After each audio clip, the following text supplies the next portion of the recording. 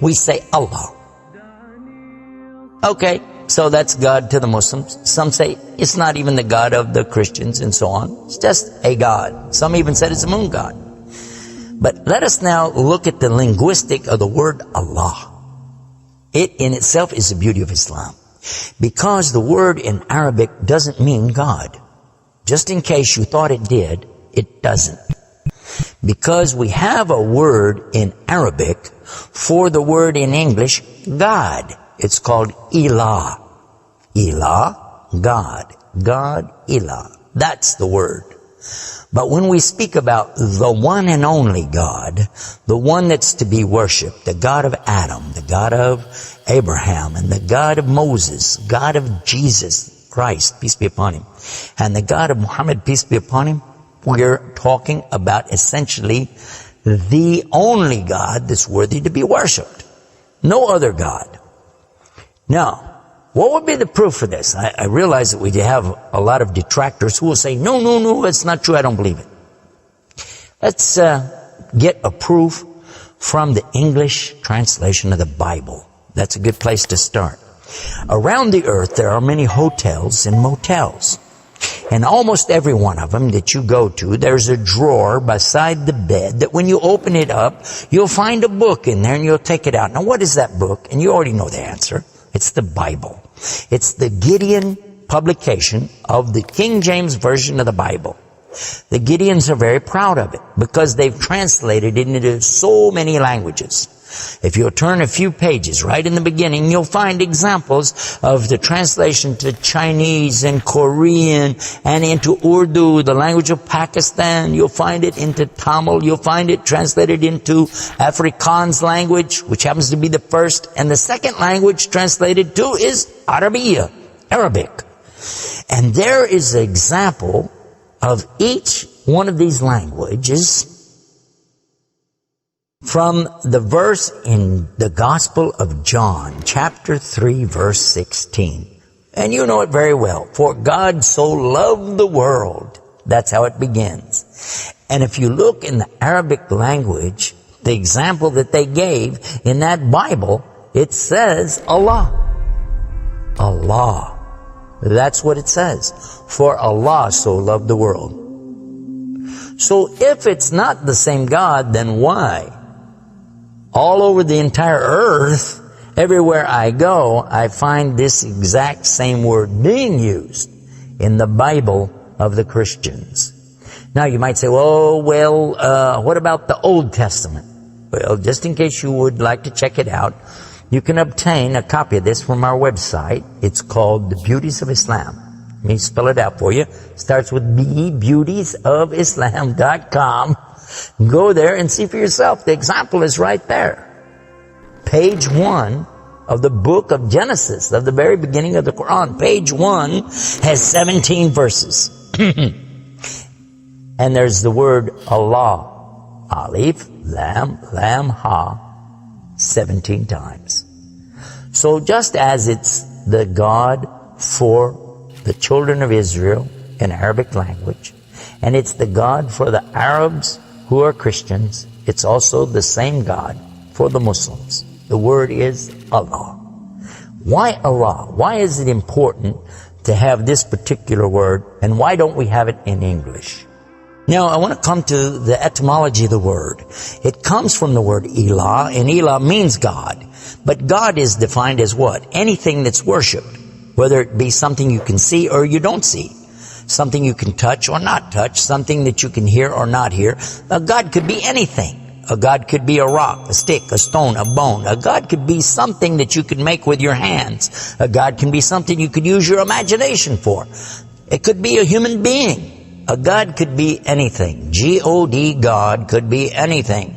But there is no word in English for Allah. So when you translate the word Allah to be God, you've actually diminished the meaning of Allah.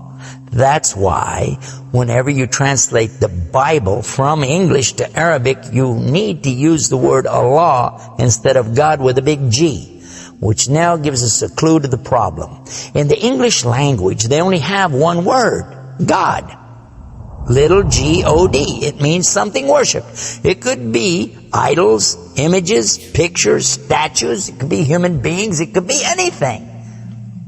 This is God's. Little G-O-D-S. But when you mean the God, you have to capitalize the G. You have to make a big G. Now, what happens if you're going to start the sentence with the word God? You have to make a big G anyway, don't you? So you wouldn't know if it was God, big God, or God, a little God, just any old God. You wouldn't know. Also, whenever you're speaking to someone, they can't see the letters. So when you say God, which God? What God are you talking about? In Arabic, though, it's clear. When you say Eloh, okay, he's talking about a God.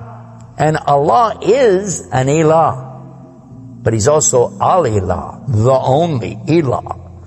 And when you say Allah, this firms it up. And there's no doubt in anybody's mind that you're talking about the one and only God. The word Allah in the Arabic language cannot be made plural. There can't be more than one. Okay, that perfectly fits the unique God of the believers, because there's not more than one. He's only one. There's no God beside God. Second point is this. It can't be made female or male. There's no gender to the word. In Arabic, all the words have gender. All words have gender. But this particular word is only having gender because of the Arabic language, not because Allah has gender. I'll give you an example. It always says like Allahu. This means Allah, He is. But when we say He, it's out of respect for Allah, because Allah is without gender, because He's not like His creation. Not male, not female. Additionally, we find that the examples in Quran, for instance, when Allah is talking about Himself, you'll find it says Nahnu. Nahnu means we. And Allah refers to Himself as Nahnu. He also says khalaqna. He says khalaqna. What does that mean? He's saying that we created.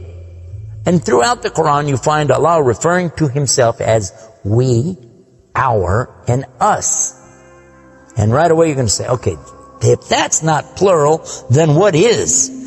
In fact, this is the royal we used by a king or a queen when they're giving decrees. We have it in English too, so you can understand. The king says, we decree the following, and he's talking about himself. It's the royal we. Now, I thought about this quite a bit, and I was trying to think, how could I give a better example?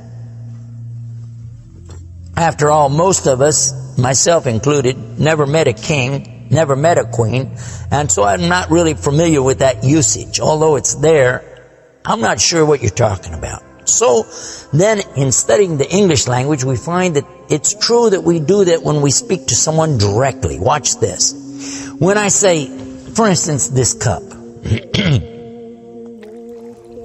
Okay. I would say, this is a cup. This is a cup of tea. I would say, this book is. I would say, those artifacts are. Those are. This is. These are. So I'm saying is and are. Did you catch this now? These things are. This is. Now when I speak to a human being, how do I do this? Well, I will say, you guys. All of you are. All of you are. A-R-E. But when I speak to somebody directly, do I say you is or you are? I will say you are. Why? Simply because this is the respect, honor, and dignity that I'm giving. There's no plural there. When I say to you, you are my friend.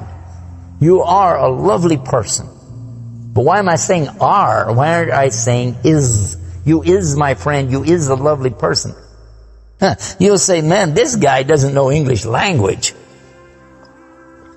And in fact, that's how we can understand this usage of we and our when Allah is talking about Himself. This is the same as when I say I. I don't say I is, I say I am. And again, it's to show the, not plural, but rather the specific nobility, dignity, and honor that you give to the one who's speaking about himself and to the one he's speaking to. And in the same way, that's exactly what Allah is doing when He says nahnu and khalaqna and other examples throughout the Quran. So now what we've learned is that Allah's name itself is the perfect name for Allah. It is something that is so fantastic to describe who He is and who He isn't. The one and only God. There is none other like Him, nothing like unto Him, Allah, and at the same time, the dignity, the royalty, the honor that's due Him is contained in His name. Not like anything else, not male, not female, and yet He is the all Allah, the only God.